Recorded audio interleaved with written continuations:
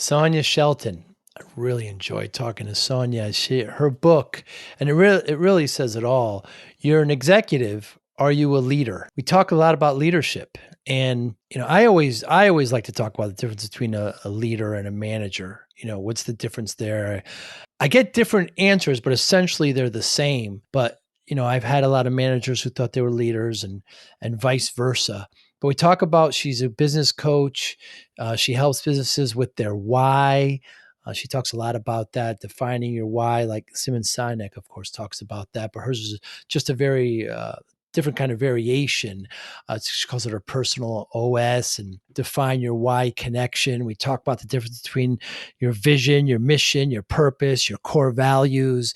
Just running a business takes so much. And I know where a lot of owners that I work with fall short is in delegation, accountability, trust, of course, discipline. Where does that play a role in all this? She's got a fascinating answer as to how she discipline looks in her life and how her clients view it as well. She's a journalist. She was started a rock journal, rock magazine. She worked for Disney at an incredible, pivotal point where the management or the board was firing the CEO. Great stories about that. And by the way, very spiritual, 25 years plus. She's a Zen Buddhist, and how all that comes in and plays. Great conversation with Sonya. It went by in a moment. You're going to like it. Thanks for listening. Hi, I'm Joey Pinz. People ask me, how did I lose 130 pounds? The quick answer is always discipline. I started my business, wasn't paying attention to my health, was eating too much, drinking too much sweets. My daughter was born. Next thing I know, I'm pre-diabetic, I have hypertension. I knew something had to change. Discipline. I, like many of you, have faced many challenges in your career, in your family, in your life, in your faith. How did you attack them? How did you approach them? How did you solve them, hopefully? It all had to have some degree of discipline. I'm also asked, how did you found and start a tech business? And it lasted over 25 years. Discipline. I was committed to it, enjoyed technology, didn't enjoy some aspects of it, but knew it was necessary. Discipline. Our podcast mission: how do we use discipline to better ourselves and society? Join me, please, as I talk to interesting people and discuss how they use discipline in their family, in their passion, in their careers, and how it helped them. Our podcast vision: growth through learning from others. Joey Pinz Discipline Conversations. It'll be light and serious. Join us, please. Thank you for consideration. Oh my goodness, Sonya Shelton, thank you so much for your time today. I really, really appreciate it. How important is vision to a business? Joey, it's critical.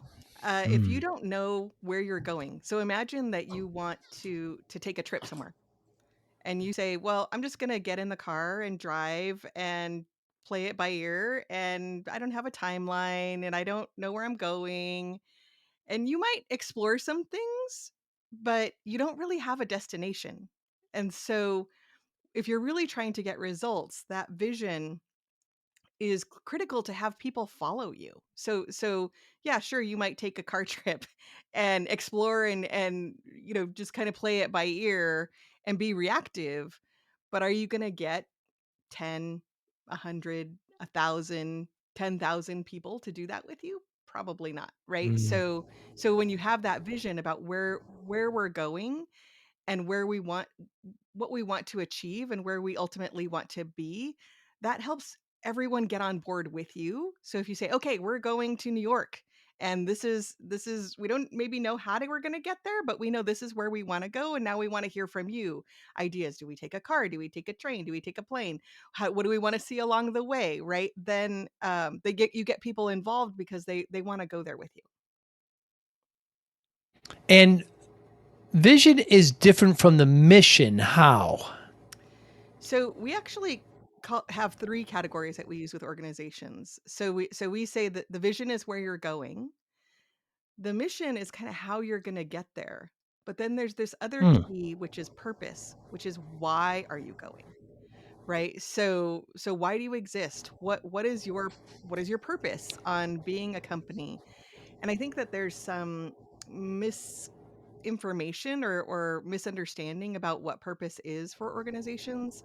Sometimes they say, "Oh, it's, it's your social contribution or how you're helping the environment and sustainability and things like that." And yes, those are important part of your purpose, but is that really for some companies that's why they exist, but not for other companies. Mm. That's not necessarily why they exist. So we that's one of the things that we help organizations do is really get clear about their purpose.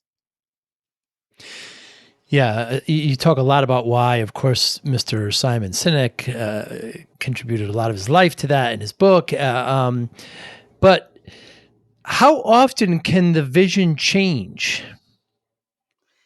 I think it depends on the industry. So Mm. so you don't want it changing multiple times within a year. But I also think that a lot of organizations, their vision is short term, right? So they say, "Oh, where do we want to be 3 years from now?" That's not really maybe a long enough horizon. If you're looking at 3 years from now, a lot of things could change. One of my favorite vision examples is actually Microsoft's first vision, so you'll appreciate this as a technology person, right? Yeah. So they said, their original vision was, "We want Oh, yeah. a computer on every desk running Microsoft software." Well, when they came Right. up with that vision, there wasn't a computer on every desk, right? Right. Right? Like, Yeah. and I think I would imagine that at the time, people thought that was impossible, that worked for the company, but they achieved it, right? So it's looking at, what could we do? What do we think we'd really love to create? Sort of makes it more sustainable on what that vision could be. Yeah, I think Gates's first mission was a computer in every home. Yeah.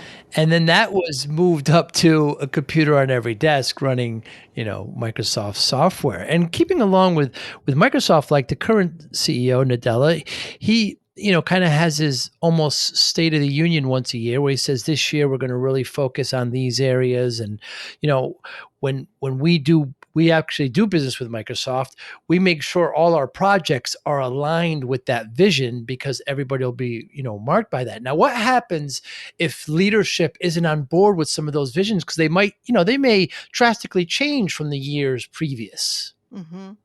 Yeah, I think, and that's one of the things that I love to do going into a company is I'll just pick 5 random people, like walking in the hallways or something like that, and Hmm. I'll ask them, what's it like to work here, and what's the vision for the company, and just to see is it consistent. Like they don't have to be parrots and saying word for word what the vision is, but if they basically are saying the same thing in their own words, then that's a measure for me, whether or not that they have alignment. Right? So, and if you don't have a leadership team aligned, the whole organization will be misaligned, right? So if that team of leaders isn't all on the same page, it's really gonna hurt the culture in overall if they're not on the same page. Hmm. Yeah, it certainly will. And you were front row seat to that at Disney. Yes, I was. Yes, I was. During the time What that was that like? during the time that I worked at Disney, so I was the director of employee communications globally. And I was there during the time where we had a member of the Disney family leading a shareholder revolt. So that was Roy Disney leading a shareholder revolt against our CEO, Michael Eisner. So it was like a company going through a divorce, honestly, Joe. It was like, and even within myself, like I don't want to take sides, and like I can see both of them and I know both of them, and my role at the time was like, you need to keep everybody focused and Right. getting keeping the business going and remind them why they like to work here. And there was really an impact. I could see the impact in the culture, but I could also see the impact in my own leadership going through all that stress.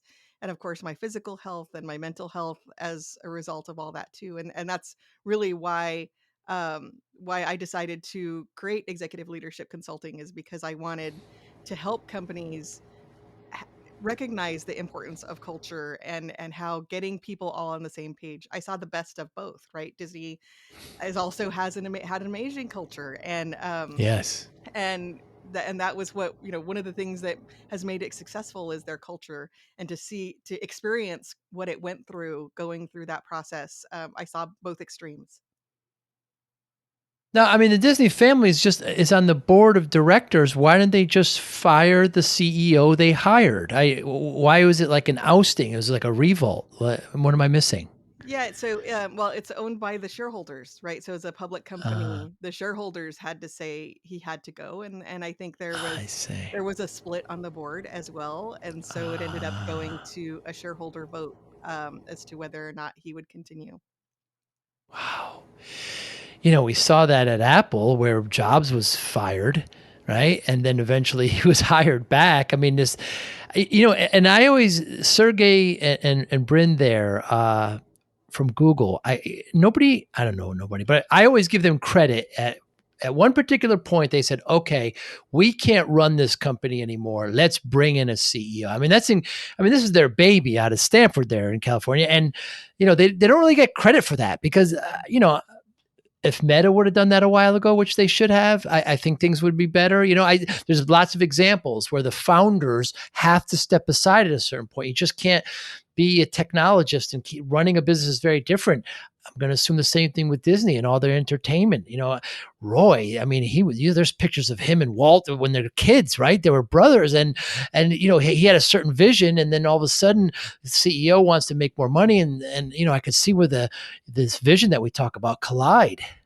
Yeah, and that's one of the things I really learned from Disney, is from the history, right? So, and Hmm. I think exactly what you're talking about. I think that we even have a term for it, founder syndrome, right?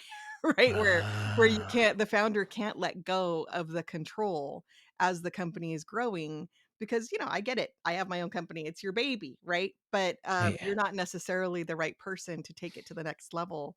And Walt Disney understood that, right? So he was the visionary, he was the creative, he was the one that came up with all the ideas. And then Roy O. Disney, who most people don't even know about, his brother, was the COO, right? And he's the one that all made Right. all those ideas happen, right? So he would find the money, and how are we going to do this, and organize the teams, and that freed Walt up to just have the ideas. And when Michael Eisner came into Disney, it was the same thing.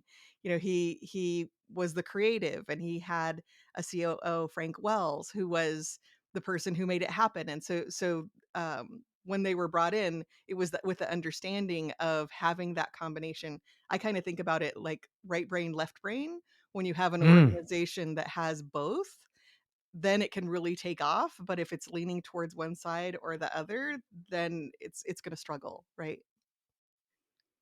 Yeah, and that really brings on to the next point of like leadership. You talk a lot about leadership, and I always ask people their opinion and the difference between leadership and management. Hmm. I've had managers before that thought they were leaders. And what's the difference in your opinion? Yeah, and I wrote a whole book about it called "You're an Executive, but Are You a Leader?" specifically for that, right? I think that Number one bestseller. yes, yes, and it was, and the reason I wrote that is because I saw so many people leaning on their title for their their influence, right? And I won't even say Mm, power, but for their influence. So you have to follow me because I have this vice president title, or this director title, or hmm. CEO title even, right? And people don't have to follow your title. They're following the person, right? So to me, that's leadership. Is Are people following you? Then you're a leader. If they're not following you, you're not a leader, right? So there, and I think there is kind of the traditional definitions of management being more the day to day, and the leadership being more the visionary. I don't really think that's true. I think that anybody, Interesting. I think anybody can be a leader in an organization. You don't even have to have people reporting to you to have somebody to have ideas and have um, people following you in the organization. I see that all the time in a culture where you have like we would say maybe influencers today, right? Where Mm. they have more social capital in the organization, even though they don't have that um, direct reports, and they have influence because people listen to them. They're leaders. That's a very interesting take because, managers, I feel, have there's goals set. Are we meeting the goals? Are, the milestones? Are we at this point? Are we, so they're day to day, they're looking at the numbers, the measurables, are we executing? But that person could also be a leader. Yes, absolutely. Absolutely. It's fascinating. Absolutely. But Fascinating. Because your book is you're an executive, are you a leader? And that's really what it comes up to. right, exactly. So are you I often see even people that aren't in management roles being able to help with alignment in an organization, because it's not, no matter who you are, right? It doesn't matter how much you show up as a leader. When you have a certain position in a company, that comes with almost its own baggage psychologically and sociologically about, you know people put you on this pedestal even if you don't want to be there, right? And so so anything you say is going to go through that filter. And sometimes the leaders who don't have management titles can actually have more influence because they're like, hey guys, this is why this is a good idea. This is what I'm seeing. This is why I'm excited about it. And so when organizations are going through change, for example, that's those people can be really critical in helping move that change along, because it's not top down. It's they're saying, hey, I see the value in this, and let's do this together, can really have a big influence in the organization. So we talked about vision, right? We talked about mission. We talk about purpose. How do the core values follow in there? So the values flow out of the purpose, right? So we have a process called red thread leadership, where we start with purpose, which is the foundation of it. Your why, starting with your personal why, your team why, your company why is your purpose, and then using that as the foundation to connect through everything that you do. So when you understand your purpose, then you can look at your values. Then you can just start looking at your vision on where do we want to take these things.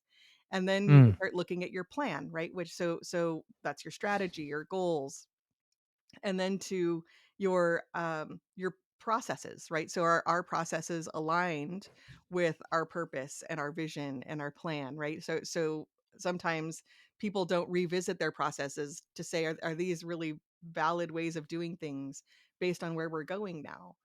And then you can look at your positions, which is your organizational structure. And do we have the right people in the right places? Are decisions being made at the right level? Do we need to push decisions down because of where we want to go? And then ultimately passion, which is the culture. Do are people passionate not just about our purpose as a company, but also their role in it? And do they understand their role in it and why what they're doing is important? And do they love it? Mm. Can the purpose be profit? Your profit is your what, not your why. Right? Mm.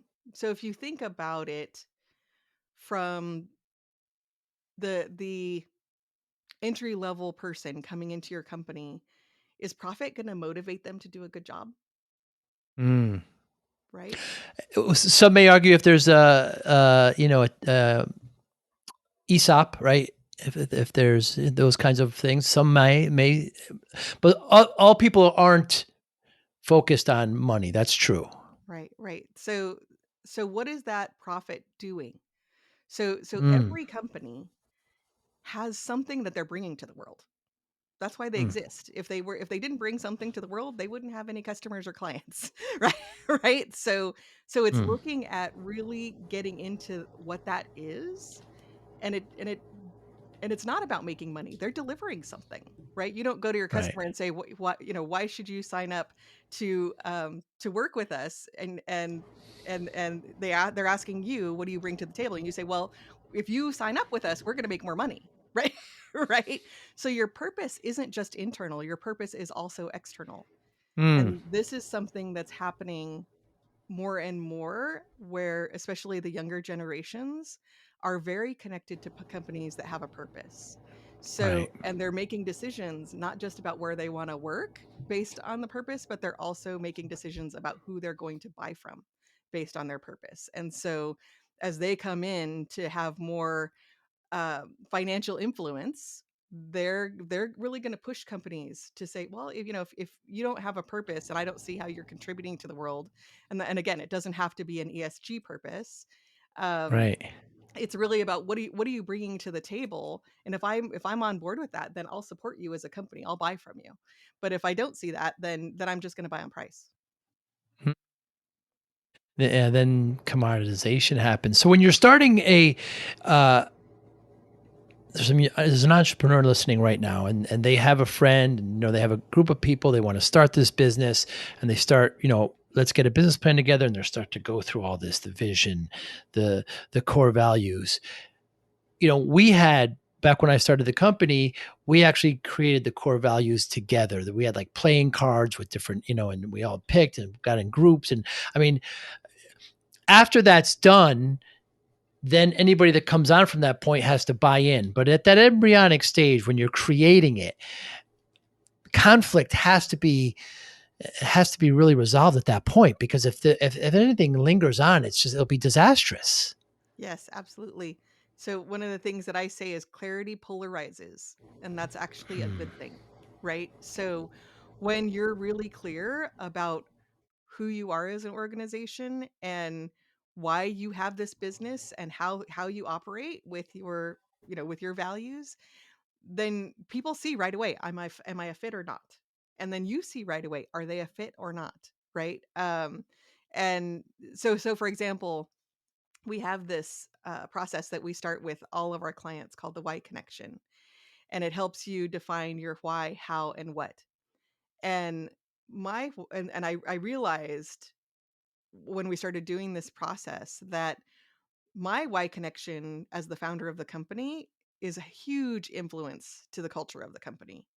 And until I knew what it was, I couldn't really explain that to people I was interviewing, right? So my why is I believe success happens when we work together to create a greater impact. So if we're not making an impact, if I'm not making an impact personally, I'm not fulfilled. And our company is all about making an impact. That's our purpose, right? And then my how is finding better ways and sharing them. Well, then I can tell people that are coming to interview, this is my how.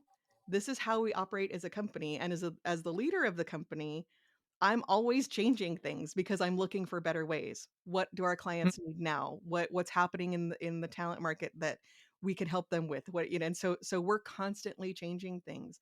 So I can tell them right up front, if you're a person who's looking for status quo, more stability, this is not the company for you, right? Because I am not like that. I'm always changing things, right? So having that knowledge and understanding, you can explain it to people before they even join the company, and they can decide, is that the kind of company that I want to be in, or am I looking for something different?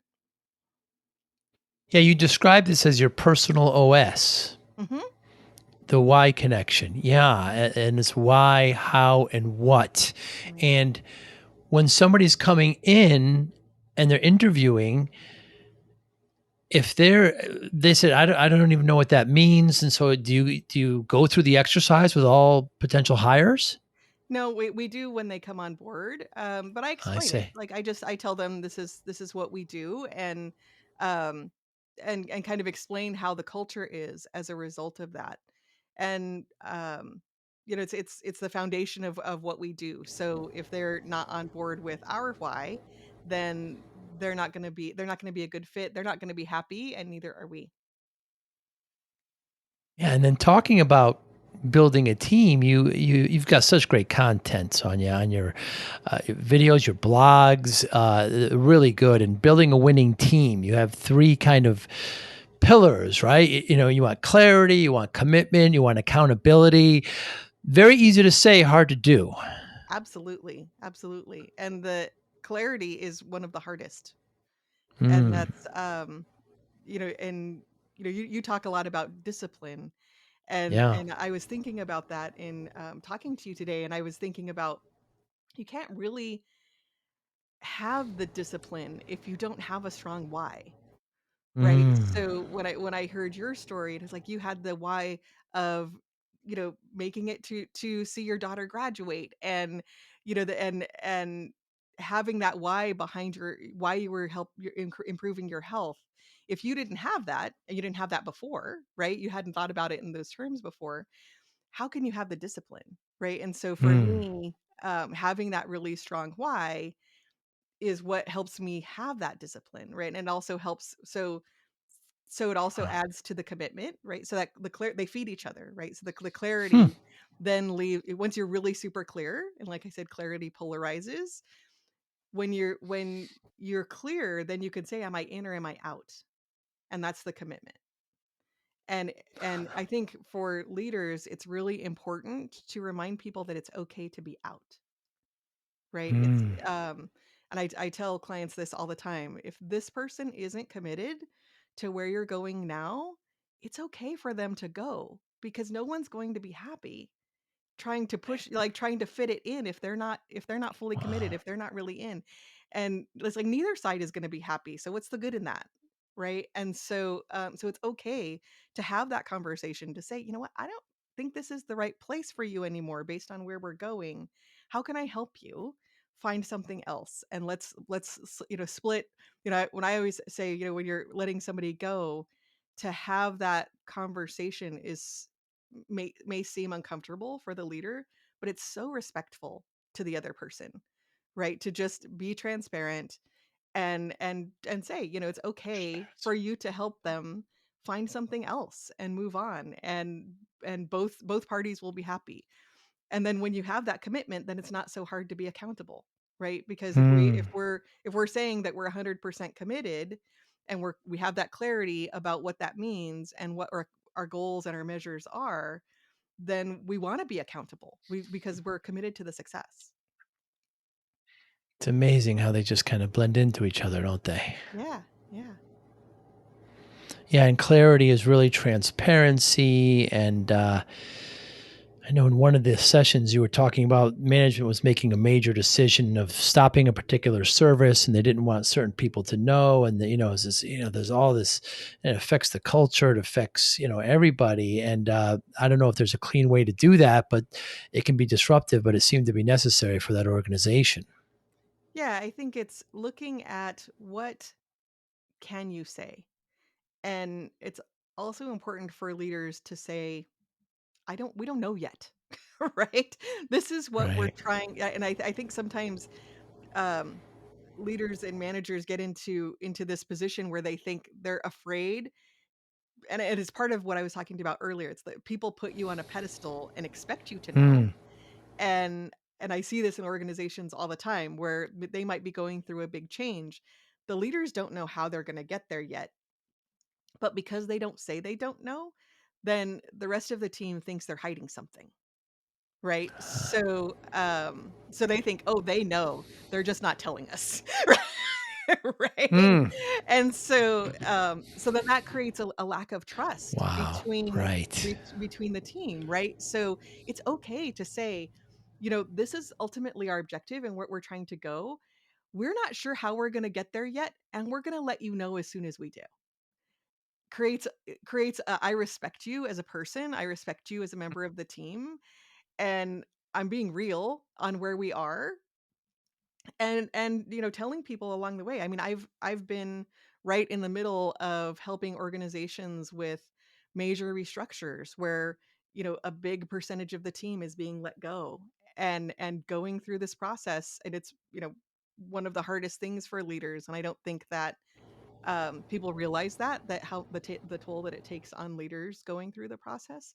But being able to have those respectful conversations along the way, like, we know that we're struggling, and we're going to have to reorganize.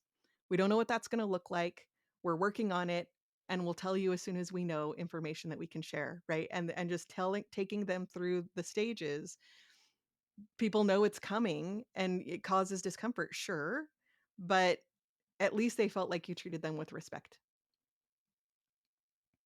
Yeah, if you don't know the answer, it's okay. But if you say, I'll have the information at this point and I'll let you know, Nobody's going to say anything. That's very acceptable. Yeah. Um, Culture doesn't eat breakfast with a doesn't eat strategy for breakfast, or Yeah. does it? Well, we say that's not true.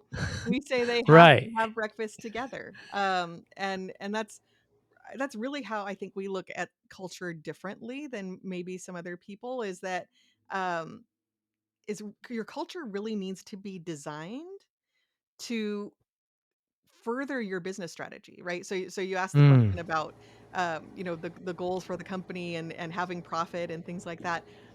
The culture of the company can help with those goals if you align it properly. And and I think also culture is misinterpreted as, it's the breakfasts on Fridays and, and our company party and our team building exercises, or even, what we do for volunteerism, or how we support charities. This is all pieces of it, but your culture is really how things work around here, right? So it's, how do decisions get made? Who do we hire? Who gets promoted? What are our processes? How do our communications? How do we talk about things?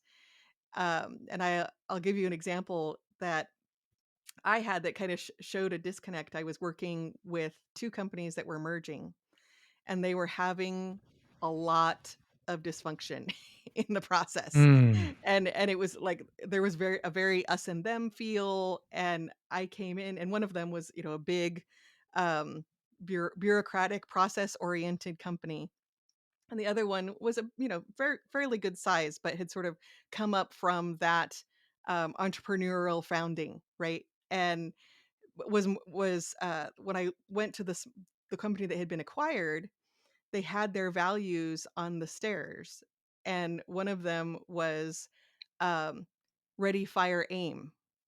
So Hmm. imagine an extremely process driven company trying to collaborate with a company that's ready, fire, aim.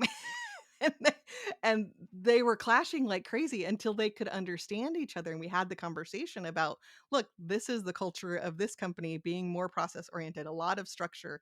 And this is the ready, fire, aim company that is like, just execute and then we'll fix it along the way. Wow. um, was causing a lot of how they saw the world, and so some of those behaviors on everything around their processes, everything about how they were structured for both companies, were connected to those values, right? So they couldn't even see it.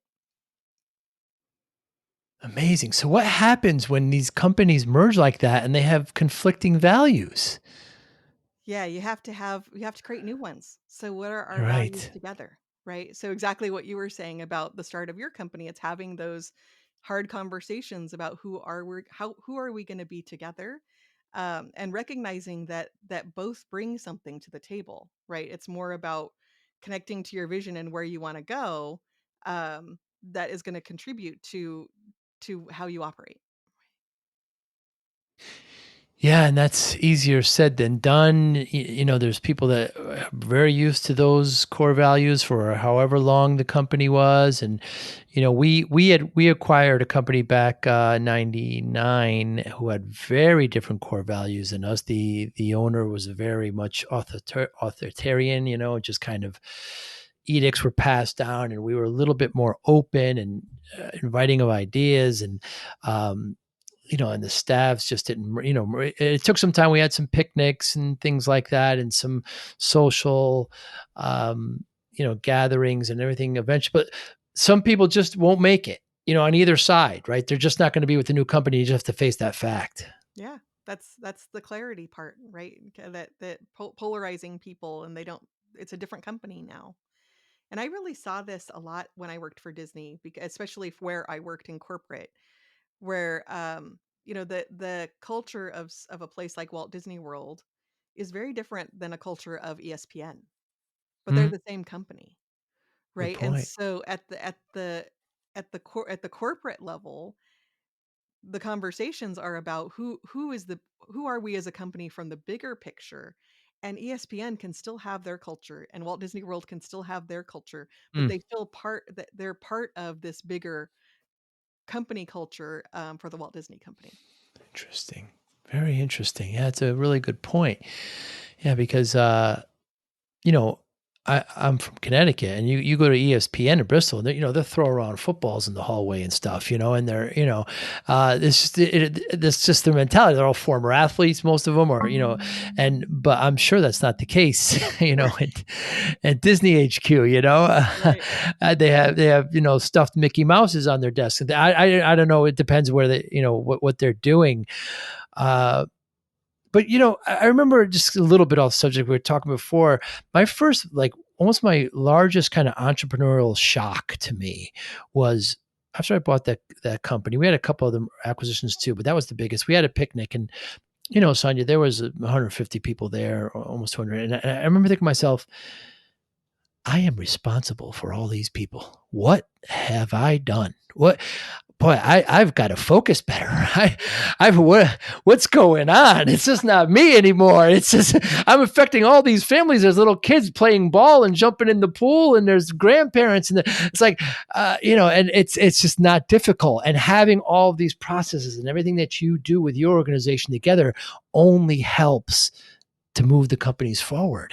Yeah, yeah, absolutely. And when we work with entrepreneurs, we're always working with them to see how, because it does, you can feel that weight as the owner of the Yeah, company, right? That if you have the right team and you have that winning dream team, like we talk about, it actually feels. I have this visual of, at the end of a game, a baseball game, you see it the most, right? Where everybody lifts the star on their shoulders and cheers sure. them and say, it's kind of like that. It feels like that, where they've got it handled, and you Mm. just have to point them in the right direction and say this is where they're going to go, and then they come back to you with ideas of, oh well, this is where we want to go.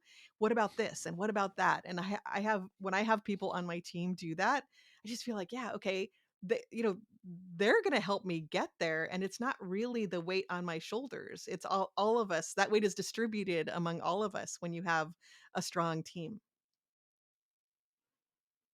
Yeah, that leads me into my next point about celebration. You spend a good time on, celebrating, what professionals look like when they celebrate. All too often, we get a big contract or we reach a goal and cool. Now we just move on to the next thing. Celebrating is important. Yeah, and I'm super passionate about this right now because some statistics just came out recently from the American Institute of Stress, where 94% of US workers are feeling stress at work, and 63% of them say they're ready to quit because of stress at work. That's a lot, right? And I think that stress comes from, and burnout. I think their last year was record burnout searches on Google, right? Like the most Really. number of searches on burnout symptoms than had ever been seen. And so that tells me we have a problem, right? And a lot of that is coming from, I think, with the pandemic, a lot of people feeling like we're just on a treadmill. Things are changing so fast, and we're running faster than ever. Like, I see it across Mm. industries, across organizations where people are working hard, but they don't see the end, right? Whereas before, when things weren't changing so fast, it's like there was change, and then there's a plateau, and then there's change, and then a plateau. Now we're just seeing constant change, right? And the changes are happening so fast. So if we don't take that moment and celebrate even small wins along the way, then all we're doing is running, right? And so that's why I use the analogy of a treadmill, is because you don't have a destination. So leaders really have to set those Mm. milestones. Even if things are changing, what are those small wins that you can celebrate and recognize, like, oh, we did that, and just take a breath, take a moment, and acknowledge the team and everything that they've accomplished, and doing it more than once a year, right? So maybe some leaders will do that at the end of the year in December, and talk about all the things we accomplished this year.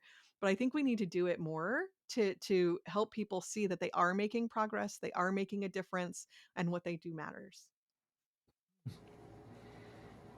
Very well said. And it fascinates me about you, Sonia, as well. I mean, you were a journalist at a rock and roll, journal.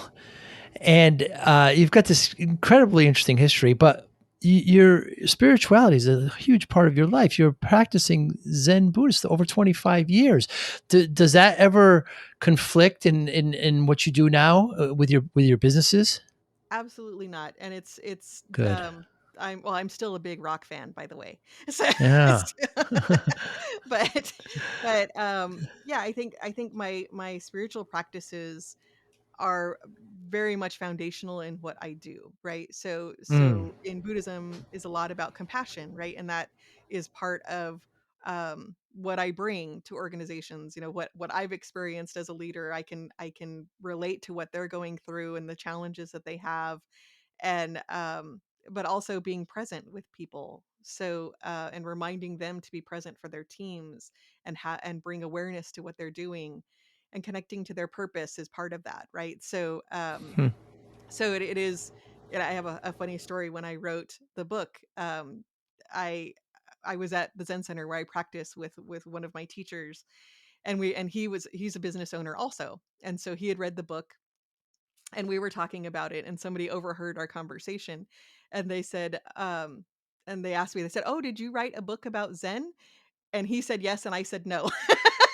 Ah. So he said, it's so part of who you are that it runs through Right. it, right? Like that, the importance of being present, and the importance um of connecting with people, and making a difference in people's lives, right? That's wonderfully rewarding. So you alluded to it earlier. I lost a lot of weight.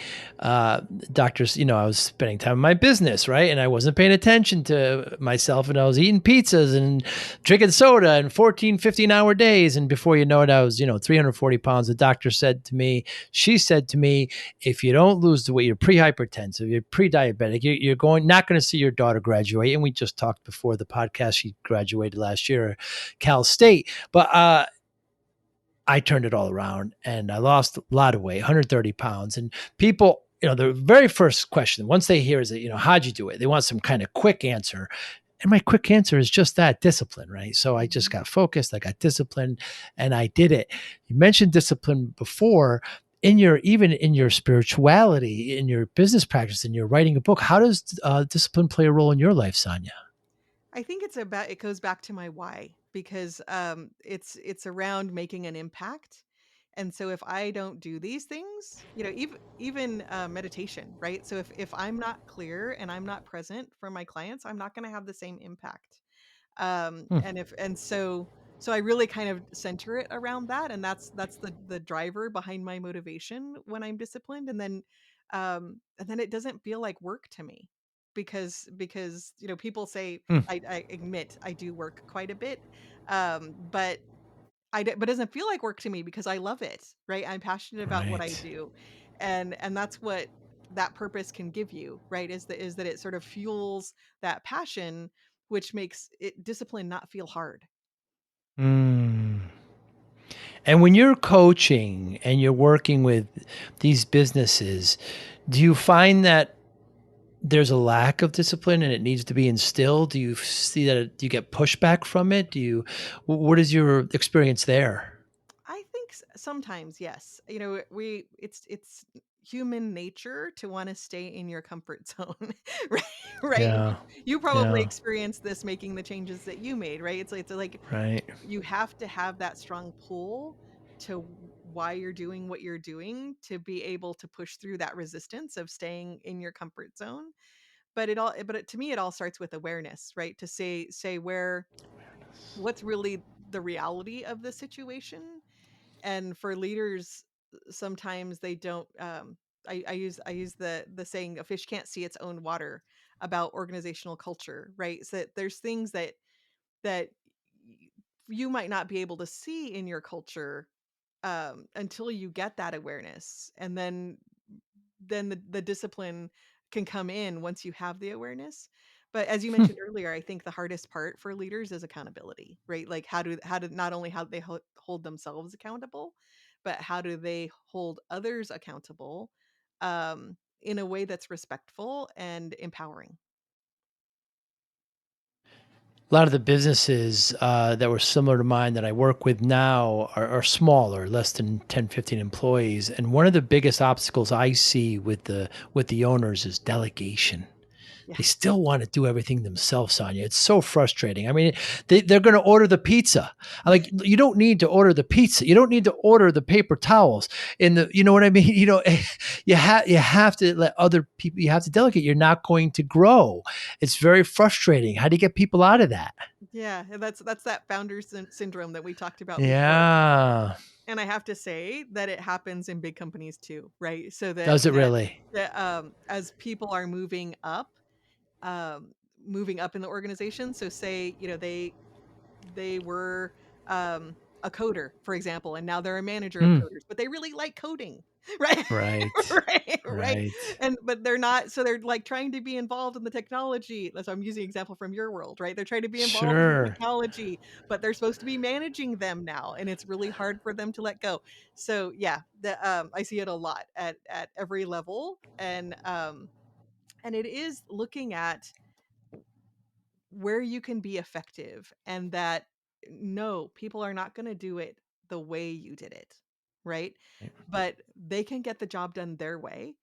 And you might, as a founder, I've seen people actually do things better than me because Right. you're bringing in people that have that as their expertise.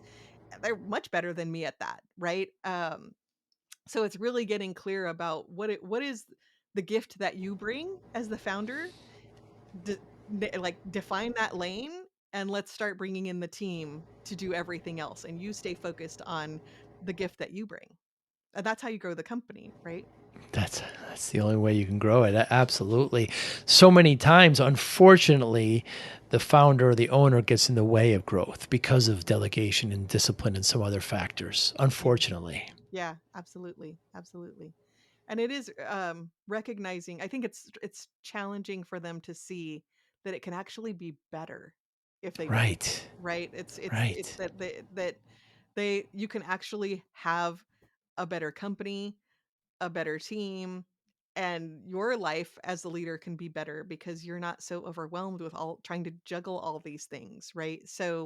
Um so having that team be able to manage the company with you frees you up to really Mm, see what are like almost I have this visual of like you're so covered up by all the things that you're doing that you can't really see all the opportunities that are out there, mm, right? And so mm. when you hand things over to your team and they're able to take those brain drains away from you, now you can kind of pick your head up and say, oh wow, I didn't even like there's all these other things that we could be doing to grow the company, and Right. because I was so focused on the minutia, I couldn't see it, right?